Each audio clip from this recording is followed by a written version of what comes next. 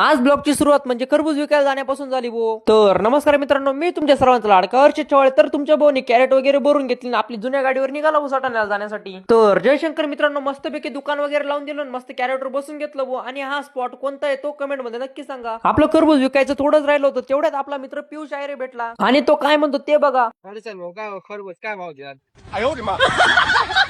खरबूज विकून विकून माझ्या पोटाला लागली होती कळ, मग मी खायला आलो भो डायरेक्ट मिसळ. आपल्या खरबूजच्या पहिल्या 3 कॅरेट जर विकल्या गेल्या होत्या, मग काय काका अजून कॅरेट घेऊन आले भाऊ विकण्यासाठी.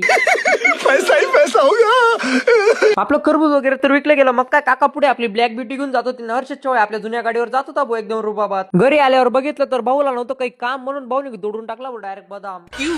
क्या हुई? बदाम तोडण्याचं एकच कारण होतं, कारण की बदामामुळे आपल्या नारळाला थोडासा त्रास होत होता. भाऊ तिकडे बदाम तोडत होता आणि हर्षद चव्हाण इकडे वेळा घेऊन उभा होता भाऊ. बदाम तर पूर्ण तोडला गेला, मग काय आपला छोटासा बिझनेस म्हणजे कोंबडींचा, मग काय कोंबड्या सोडून दिल्या चरायला. त्यानंतर आपल्या ब्लॅक ब्युटीवर मी काका बहीण आम्ही डायरेक्ट सटाण्याला चाललो होतो भाऊ, कारण और कुछ पल सटाण्याला येऊन घ्यायची होती बहिणीला डायरेक्ट चप्पल. मी तर डायरेक्ट म्हणून दिलं भाऊ, म्हटलं तुम्ही घ्या चप्पल, मी डायरेक्ट बसून घेतो भाऊ म्हटलं एका जागेवर. सुना क्या, ये मेरी गलती है.